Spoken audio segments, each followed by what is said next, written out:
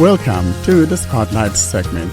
This is a segment dedicated to interviews with developers or interesting happenings in the world of Android. And now for this week's episode, here's your Spotlight.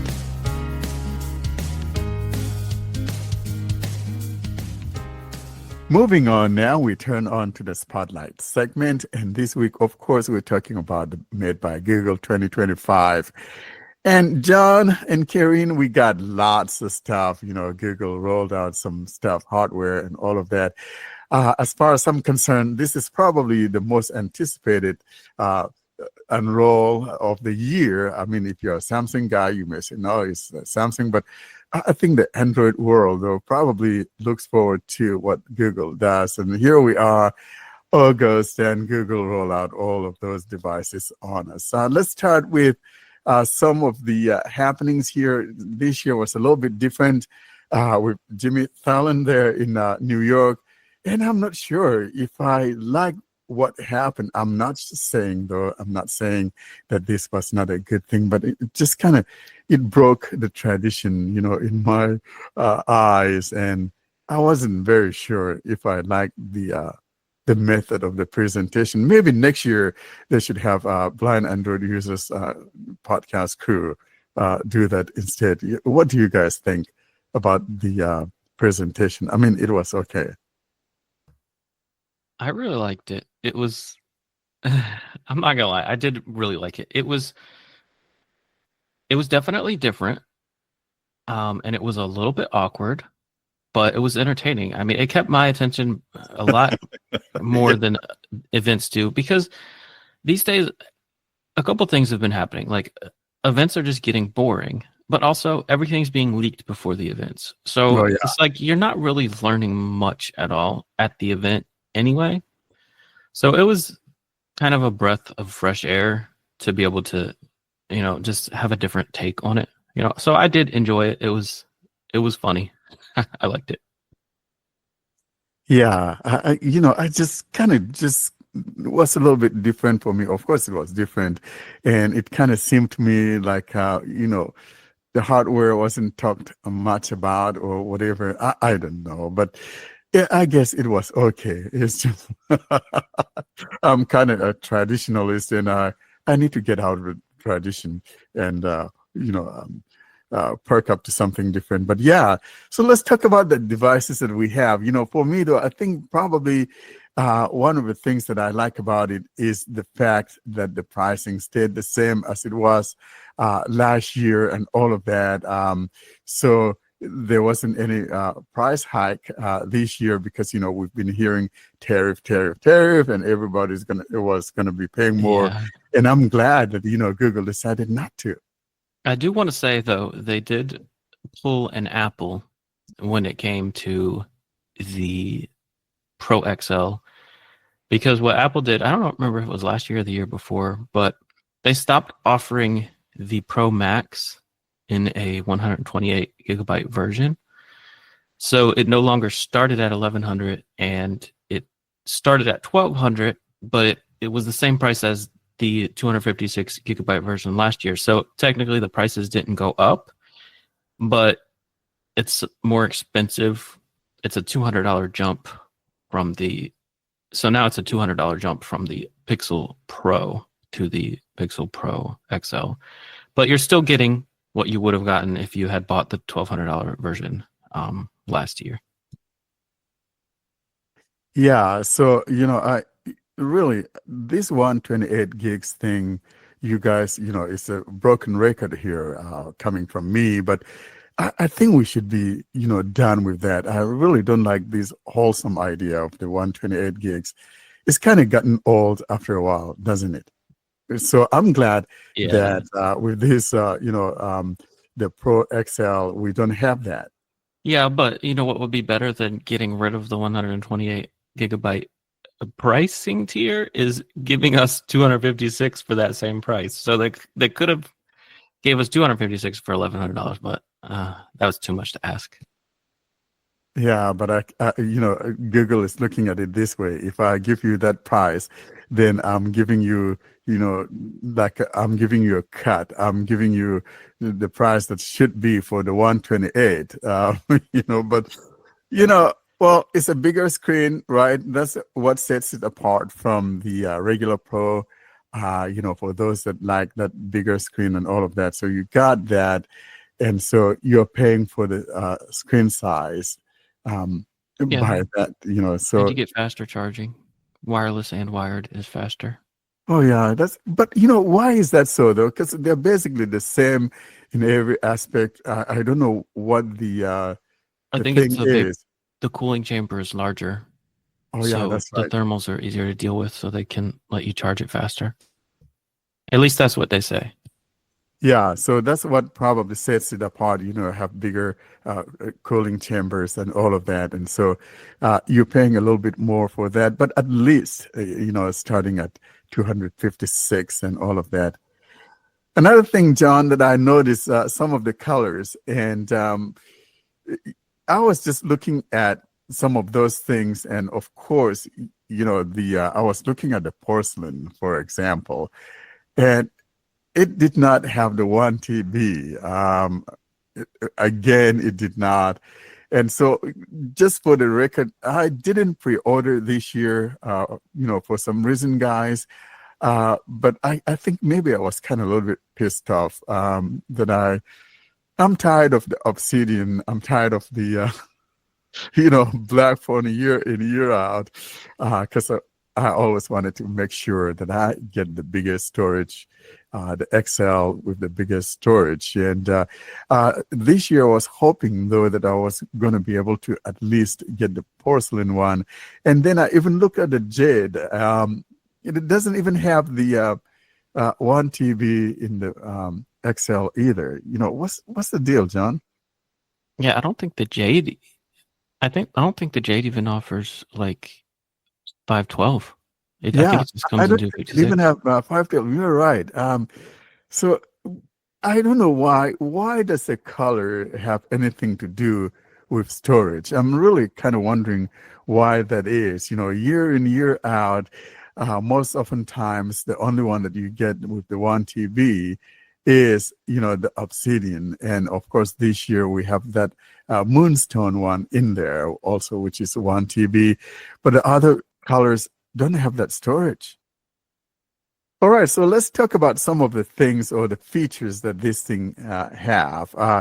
At least this year, John, something that's different though is that the vanilla model, which is a regular Pixel 10, finally has three uh, camera lenses, right? That sets it apart from the Android 9 vanilla model from last year.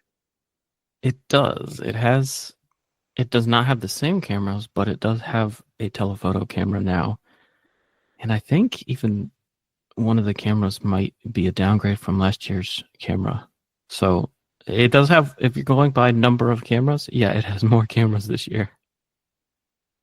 Yeah, because if you're not someone who is really not looking into all of that and you don't look at the differences, you go to the store and you are going to see both of them having, three cameras, most especially, if you're looking for a smaller one, and the Pro and the regular 10 both have three cameras. So it's kind of going to be really hard for someone who doesn't really quite go into the specs and all of that to know the distinction, or maybe they'll say, oh, this one is going to cost you more and this one is going to be less, and probably people will be wondering, well, why am I being charged more when they're looking identical? You know what I mean? I'm talking about that regular vanilla model and the Pixel 10 Pro. Yeah, and to be honest, for most people it won't matter, because I think the main difference besides camera quality is going to be the RAM, because the base has 12 gigabytes, which actually is not a bad amount of RAM. But if you want more RAM, you can get 16 gigabytes with the Pro models. And all three Pro models have 16 gigabytes of RAM. So, if that's important to you and it's worth an extra $200, then, that's one thing that you get on the Pro models. Yeah. So the next sister there, though, that we have is uh, the Fold, right? The Fold also kept its price like it had last year. Which is good because Samsung 2 years in a row has raised the price. So the Fold 5 was 1,800, the Fold 6 was 1,900, and now the Fold 7 is 2,000. But Google has at least remained consistent. It's been $1,800 since the original Fold launched, and they've kept it at that price. So I do give them kudos for that.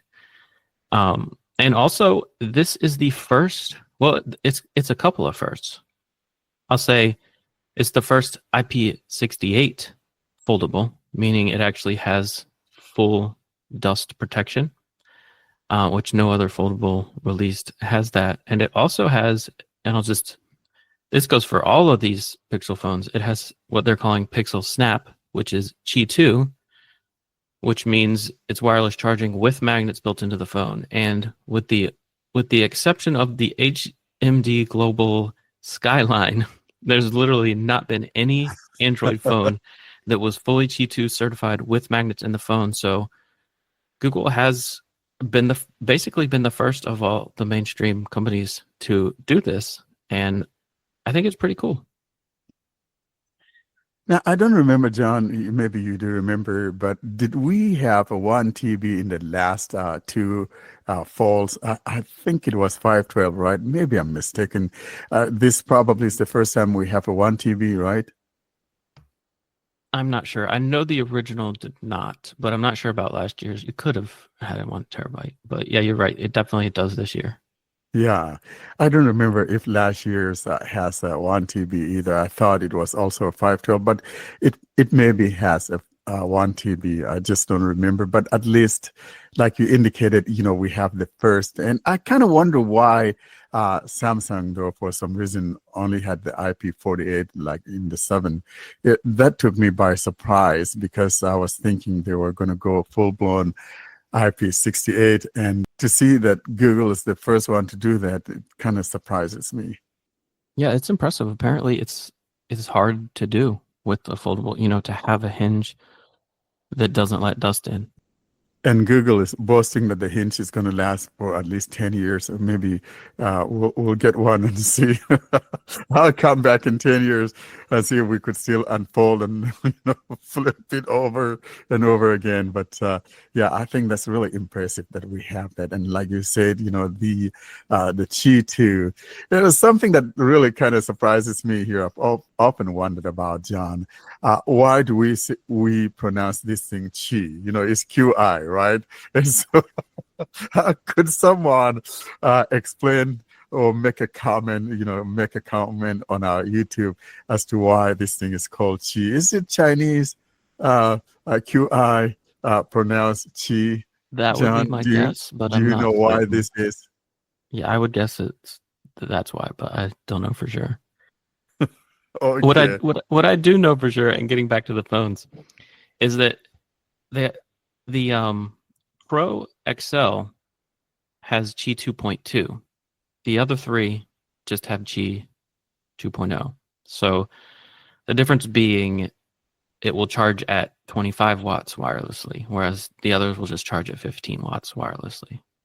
That's something good to notice. And also the storage system now. We have a better storage system this year, don't we? Last year, I think it was a UFS 3.1, and this year is a 4.0, which may, give it a little bit of a bump when it comes to, performance, responsiveness, and all of that. So I'm glad to see that because for the longest time, Google hasn't changed, the storage system, file system. And so now having this UFS 4, I think that's really good.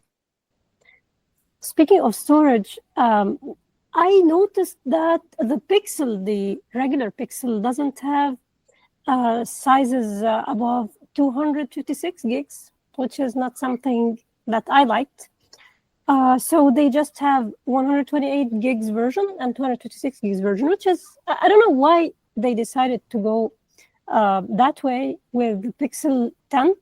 I mean, it's fine. Why not to give it the same treatment and let it be with the 512 as at least 512, not 1 terabyte, but at least 512 gigs. So I wasn't a fan of what happened actually. Yeah, I agree. I think Samsung did something similar, at least in the US. They might have correct me if I'm wrong, but I think they might have a 512 gigabyte version of the S25 elsewhere, but here in the US it's only 128. Or is it, or does it even come in 128? It only has two storage sizes from what I recall. So yeah, I think this is, this is similar to the color thing Warren mentioned earlier. I think they don't want to have to manufacture too many of something that they're not sure if people will buy it or not. So while I disagree with that approach, I think that's probably their thinking as to why these larger sizes are not available on the smaller models or in certain colors. Or maybe it's just a way to give the pro versions, like to give them more features, so people just go ahead and purchase these phones. I mean, because the pro includes the 512 variant and 100 and 1 terabyte variant. However, the regular one doesn't include it. Yeah, I'm sure that's part of it as well. I mean, if it was strictly about money, I feel like they would make more money if they did offer it, because, what is it like? It's an extra $100 for 256. And then when you go up to 512, it's like an extra 250 or something. It gets ridiculous once you start getting these higher storage sizes, and it doesn't cost them that much to have that much storage in it. So they could make some money off of it, but they're not offering it for whatever reason. Like you said, probably just saying, hey, why don't you just, if you're going to spend that much money, just get the pro model, even though you'll have to pay an extra $200 for it to be pro, and then have to pay for the extra storage on top of that.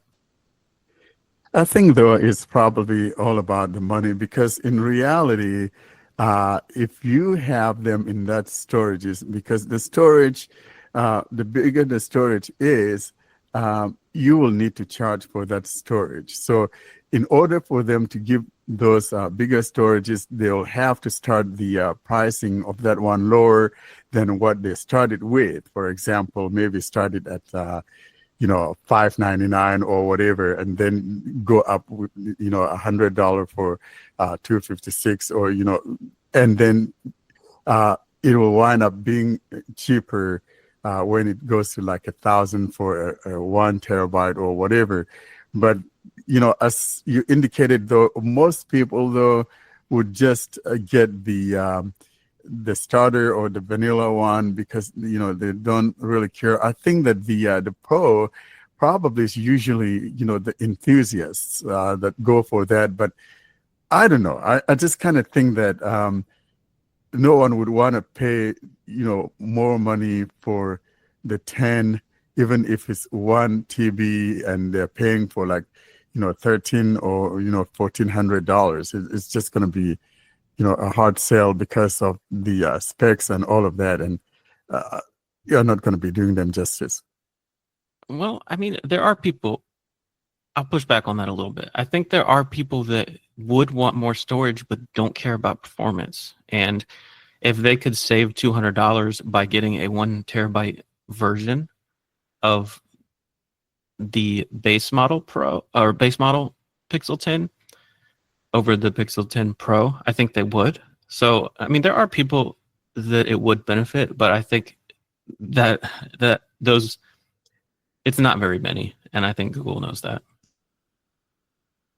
Yeah, so I think these decisions are probably made from the statistics that they have, what sold and what didn't sell. And so based on that, then they will make a decision as to which ones to produce and which ones not to produce. Maybe even that may be true with the color thing, but, well, Yeah. Well, we don't know what the reasoning is, but definitely they are seeing things behind the scenes that we don't know. Yeah, and speaking of statistics that they have, I'm going to talk about a downgrade. Do either of you know the feature that these phones do not have that the Pixel 9 series did have? The battery share. And, Google Yep. explained as to why they did that, because they want that bigger cooling system and all of that. So, I have never used the battery share, to be honest with you. Have you ever used it? Maybe if you have an earbud, for example, one could I've use it, used it but I once. have never used it. So if you only used it once, then it means it's not something Yeah. that you use, really. And, So, and Pixel did it right. I think they did it the best because they had it turn on automatically anytime you charge your phone. So like if you did have earbuds, you could just plug your phone in, put it on the table face down, and set your earbuds on the phone, and it would just start charging them. You didn't have to actually turn on wireless power share. So I liked their approach to it, but I never used it for my earbuds. And the one time I did feel like a hero. The one time I did use it, I because love it. we were at the beach and Ashley's phone had died and my Uh-huh. phone had 80% battery, and she was like, "Oh man, I forgot to charge my phone last night and now it's dead." And I'm like, "Let me see it." And I just like slapped it on my phone and and she's like, "Is that really charging my phone?" I'm like, "Yep." So I got to be the hero that one day, but outside that, I've never used the feature. You just performed the job of what a true hubby would do. You rescued the wife, and kudos for doing that. Yeah. And so the article I read said Google's reasoning for removing it had to do with the Qi 2 charging and having magnets in the phone. And they said that the magnets interfered with the reverse wireless charging. And that makes me wonder if That's right. it makes me wonder a couple things. Is this why Apple has never added this feature? Because Apple's had MagSafe since I think the iPhone 12. So is that why they don't have reverse wireless charging? And also, is that why all these manufacturers are reluctant to add it? Because it seems like, at least according to Google, I don't know if it's true or not, but according to Google, it's difficult to accomplish, if not impossible, to have magnets in the phone and have it reverse wireless charge something else. Yeah. I was reading the same article too. Yeah, you're correct. And so I think that could be the reasoning, because there may be a conflict between those two features. But, like I said, and most especially, you used it once, for example, and, you've had it all this time, but, you never used it. So you wouldn't, someone like you and I who don't often use that may not necessarily be missing that feature. Like I said, honestly, I've never used it. Not And even once. Google tracks these things. Like, Yeah, they do. it's similar to the S Pen being removed. Samsung knows how many people use the S Pen, and Google knows how many people have ever used this feature even once, right? So they take that data and they weigh it against, like, should we introduce this Pixel Snap thing with magnets? Which I'm glad they added it. I don't think I'll use it because I have to have a case anyway because of Braille. I've said it before, but Braille screen input, how it works. I need to have a case to keep my palms from touching the sides of the screen. But if I could go caseless, and I would go caseless, and this would be, a benefit to that, is still having that magnetic charging even without a case. And I think it will. This seemed to be the theme at this event, is convincing people to move over from iPhone. And I think this is a huge thing when it comes to that, just to be able to say, all those MagSafe accessories you have, you can still use those on a Pixel if you buy a Pixel. And I think that'll mean a lot to a lot of people, and that seemed to be the theme of this event, that, they brought up RCS, which has nothing to do with this phone, just because they basically wanted to say, don't worry, you're not a green bubble anymore. Although you're technically still a green bubble, because Apple will always show Android users as green bubbles, until the end of time, because they want their users to know they're not talking to an iPhone. But as far as features, like, you will get all the same, most of the features you would, if they were talking to somebody else with an iPhone. So they kept bringing that sort of thing up. I think they just want to make this walled garden that Apple has built. They're trying to make a way out, right? They're trying to make it as easy as possible for people to switch.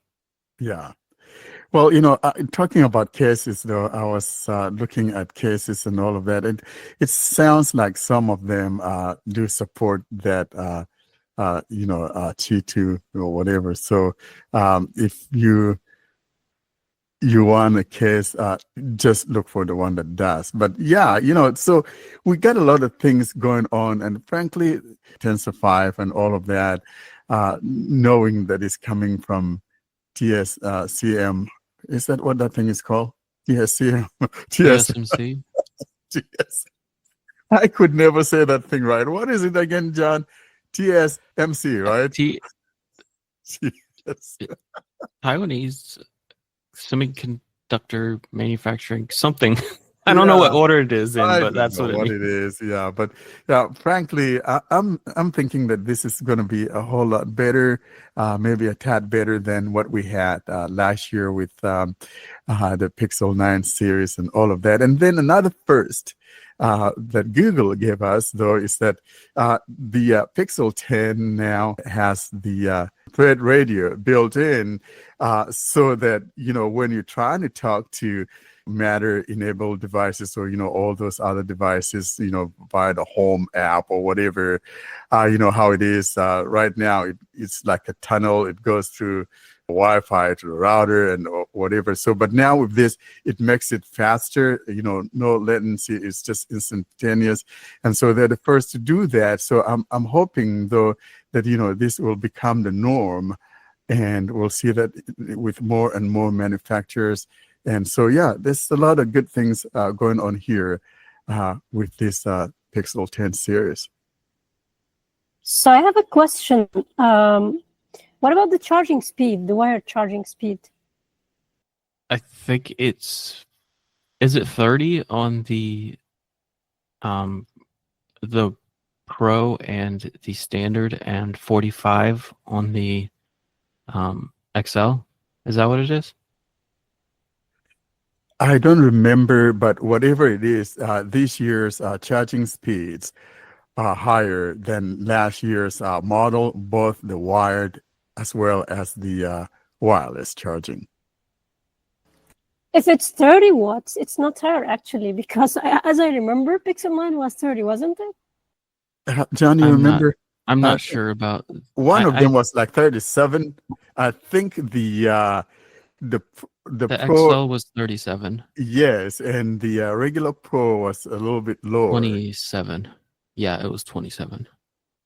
Okay, but it won't make a big difference. I mean, they're not going like what the Chinese manufacturers are doing. I mean, they're not going this 65 and 80 and stuff. So they are playing it safe, like Samsung. Yeah. True. They did just enough to beat Samsung a little bit. Like, doesn't it? Slightly. It's so they matched the 45 watts of the Ultra and the Plus of Samsung's, and they just barely beat the 25 of the base model. Yeah, if it's 45, Samsung gives the 45 watts charging speed for the S25 Plus and S25 Ultra, and I think I think also the A55 as well has the 45 watt charging, and we were just saying that how could they put it in the A55 and not put it in the S25? Wasn't that the case? Yeah, it must be the size. That would be my guess. It is larger, right? Isn't it? Yeah, but I don't think that this should make a difference, because also Chinese manufacturers have mini phones, and they just give you and they just give you good batteries, and they give you charging speeds. So yeah, but I mean, if you're super concerned about heat, I think the size does matter, which Samsung is super concerned about heat. Yeah. Now, talking about battery, this year's battery is a little bit bigger compared to last year, right? I'm thinking of the XL, Pixel 10 XL from last year. It was 5,000, right? I don't remember. John, you remember the battery?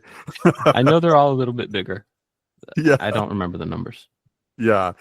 I know one of them was 4700. Maybe that's the fold, and then this year is 4870.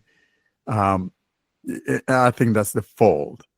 The XL, I think, it's 5,100 or 5,200, something like that.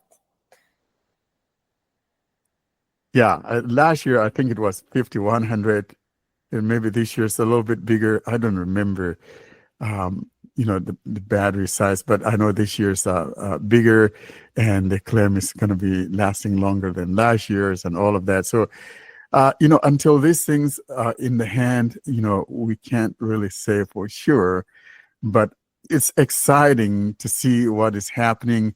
I think that the focus of this year, though, is the software is what is being pushed, right, guys? Well, it's AI at the end of the day, all of the time, AI and AI and AI. So they are focused on AI as usual, as like Samsung actually and other companies. So they are giving people interesting stuff. I mean, we should see in real life if these things will work well or not. I mean, like the feature that what is it called? That one that gives you suggestions based on what you're doing, Magic Q or something like that. Yeah, Magic Queue is what you're talking about. It works like so we already have suggested replies when you're in a conversation, but now it will suggest, knowing your information, and of course this all works on device. It knows it has your emails. So, if somebody asked you, what's your flight number again, it'll just know what your flight number is because it has access to your email. And one of the quick replies will be your flight number. That's just an example, but it'll do things like that. So, this is one of my favorite things about Gemini, is asking what asking things based on my inbox. Like I just recently said, I bought a dryer 5 years ago. What was the model number of that dryer? And it said, I just found your Home Depot confirmation email, and the model number is this. So Gemini has this sort of access, but this takes it a step further, and you don't even have to ask for it. It sees in the conversation what the person's asking for, and if it's something it can go and grab for you, it does, and it gives you the option to just hit the button and reply with that. So I think this could be, if it works right, if you trust it, it could be a very nice feature. Well, it's not only in replies. They are going like further with stuff like telling you or suggesting that you add certain stuff to the calendar and other things. So they're trying to make it a real assistant that comes without calling it. Like it will just be there trying to give you suggestions. And the good thing that it doesn't try to work on its own. Just it gives you a suggestion and you can just take it or ignore it. But well, the difference. I mean, you were talking about the emails, but this is done with Gemini, the online Gemini. So I'm not sure what will happen when we are talking here about the on-device model, which is of course weaker and less capable. So I'm not sure what AI will do here, and if it ends up to be a mess or something really useful. So this is interesting. I mean, whatever it comes from this, it's interesting to see how it will work in real life. So I would assume, like, if you're in the conversation with the person and they ask you a question, it's probably not, because, like you mentioned, these on-device models are a lot slower. It might not show up, but, if it's something that happens in the background, it already has gotten a message from this person, it's already started looking for the thing, then, maybe it will seem pretty quick by the time you get to the conversation. But yeah, only time will tell with this sort of thing. So the whole idea, though, is that you're going to have a full nano version on the device, so that all of this will be locally on your device. Because with the assistant or Gemini currently, as what we have is a reactive thing, you have to ask, but this is proactive. So we're having a conversation talking about, hey, John, last year you bought some washer, didn't you? And then because it knows we're talking about you buying something from last year, that information would already pop up there, showing you all that info. Because it just came to my mind last week, or this week actually. I was talking with my internet service provider, and they were asking me for my account number. If I have that, it would have shown my account number right there without me trying to go find it. So that's what this is proactive, something that's working in the background, and it's not like it's going to be glomming to all of your apps. It's something that you can choose which apps to do. And right now, though, it's just a few of the Google apps that would be able to tap into to have this feature. So I'm kind of curious to see where it goes from here, because this will revolutionize the way we use our phones, because all this assistant thing is reactive, not proactive. Another example, now they didn't mention this in the show, but I saw in a review video somebody did a demonstration of guided frame, and it seems to be better. Like it seemed to be more descriptive. It wasn't just saying how many faces and like where to move the camera, but it seemed to be more of an actual image description, like telling you what was in the camera. And that seems pretty cool. And that obviously would have to be using, well, I guess it doesn't have to be using, but it's probably using the on-device Gemini stuff.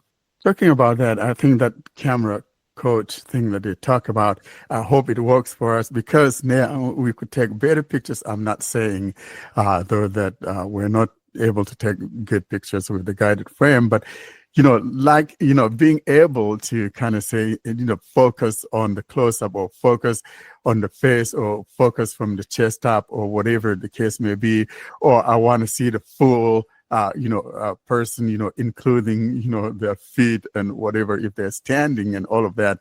So I'm kind of curious to see how that's going to work with us when it comes to accessibility.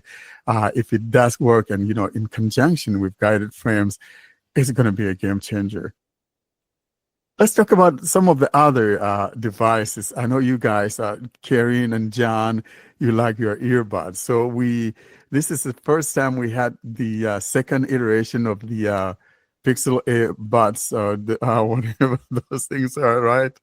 I don't think we've had any since the first Pixel Buds. This is the second iteration. Am I correct? Yeah, that's right. And these do have ANC now. The originals did not. So active noise cancellation. I'm assuming, and now they didn't say it, but I'm assuming that means they also have a ambient or pass-through or transparency mode, but I'm not sure. Basically, they're cheaper. What are they, 130? Or is it 150? One of those two. And they come with the new head nodding feature if you want that for answering your phone calls. And of course, they use Gemini, which I'm not impressed with, to say the least. I mean, I don't like how Gemini works on earbuds. It's not like Google Assistant. Well, I shouldn't say that. But the thing it does is it wakes the screen, and then TalkBack kind of interrupts it. So it's kind of useless, in my opinion. But it's there. What I like is the other feature you just mentioned. I'm not an earbud kind of guy. You know me. Give me over the ears headset. But I like the wholesome idea of not needing to touch a control to answer the phone. I like that, just maybe a head shake or whatever motion of the head to answer the call. And if I could do the same thing to end the call or whatever. Warren, what if you just really love your ringtone and you're like nodding along to it, and then all of a sudden you're on a phone call you don't want to be on?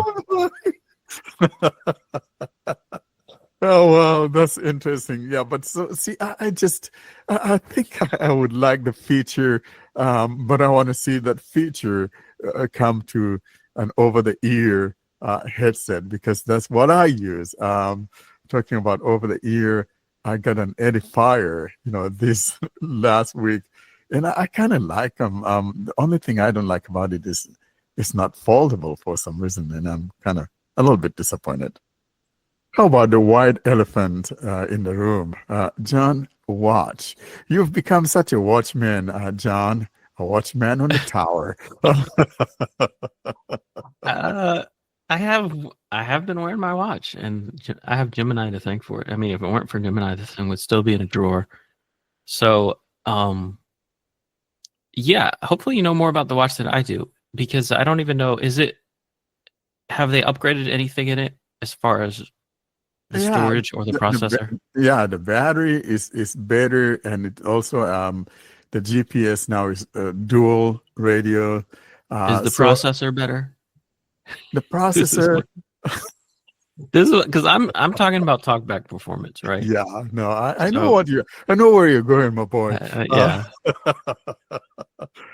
Frankly, I don't think we're going to see any change in that department necessarily.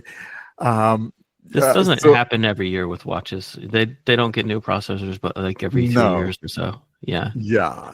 So, but it's supposed to be better, this time because you can use it without hitting a button to turn on the assistant. Just like the headset you were talking about, the earbud you were yeah. talking about earlier on. Those are some of the features, though, that.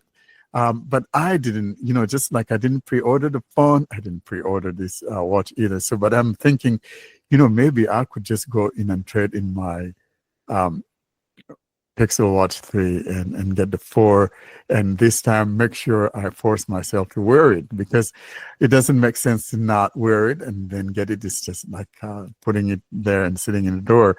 It's not going to help you. And it comes with the 2-year, free data from Google if you get the LTE model. Yeah, speaking of the LTE model, I'm assuming this is only on the LTE model, but they announced it's the first watch to actually use the a satellite connection. So, if you like to go hiking with your watch so far away that you no longer have cell service, you can use satellite connectivity to contact emergency services if you need to. And this is the first watch to do that. That's really neat. And, talking about that, although this is kind of a little bit outside of this, but, talking about, satellite stuff, Google, I think, was it yesterday or the day before, came out, announced that they're doing something with WhatsApp now. So you can now do voice and video calls if you don't have internet connectivity using the same satellite thing. So what is going to happen is that it's going to do one of two things. It's going to be making WhatsApp more visible here in the States, and it's also going to make Google sell more Pixel phones, because this is only going to be with the Pixel devices on the Pixel 10. So I see it's a nice strategy on the side of, coming from both the sides of Meta and Google, in collaborating to do something like this. That's really neat.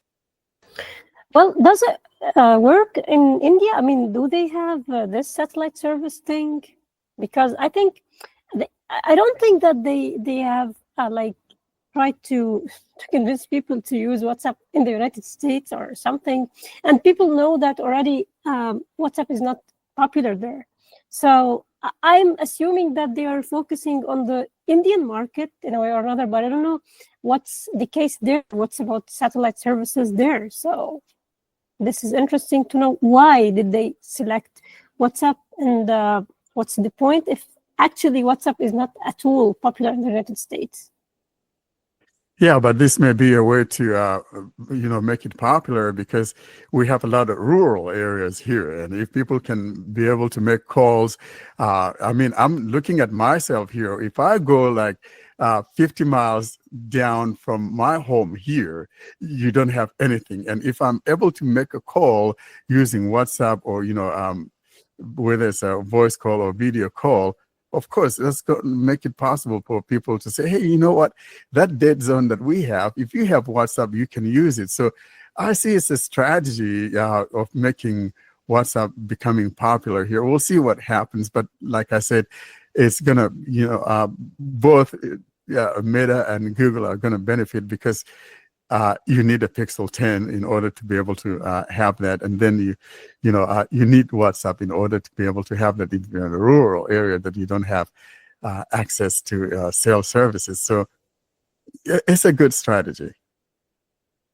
As for India, I don't know if this is going to make any or whatever in India, because that's what people out there primarily use anyways, is WhatsApp. So and I don't know, the service is just like for the US right now or something like that. But we'll see what happens if this becomes the norm, and it's going to be beneficial for those times when you find yourself out where you can't even have any cell services. Now, Karen, you're a heavy WhatsApp user, right? You use WhatsApp mainly for your texting, no? Well, WhatsApp here is very popular to the point that also businesses use it. So if you don't use WhatsApp here, you will feel like you're excluded, because mainly even you just, when you want to call someone, you just call the person on WhatsApp before trying even to call them using a standard phone call, actually. Wow, yeah, and talking about it's interesting. We're talking about WhatsApp. I was reading another article where WhatsApp now is they may be introducing voicemail. You know how it is. Sometimes you call someone and it just rings and rings. And the one thing I don't like about WhatsApp is whether the person is online or offline, it still rings, making you think that person is there, and they're not. Their phone could be off for all that but yet it will still ring. And this is why I like Telegram. If the phone is off with Telegram, it's not going to be ringing, but with WhatsApp, it still rings. So, but WhatsApp may be introducing, the voicemail, and I think that's way overdue, isn't it? It would be nice. I try to call you, Karen, and your phone is off in the drawer. After a while, I should be able to leave you a message, right? Hey, I'm trying to reach you, and I guess you're not there, or maybe your phone is not on, but I'm sending some boy to bring you some fix in the morning, something crazy like that. Well, first, let me tell you that I put only people's phones in the drawer, not mine. And the second thing, actually, is it's a good feature, but I want to mention Samsung here, which is doing bad things regarding battery optimizations. So with Samsung phones, you could be just literally using your phone and then switching the screen, locking the screen.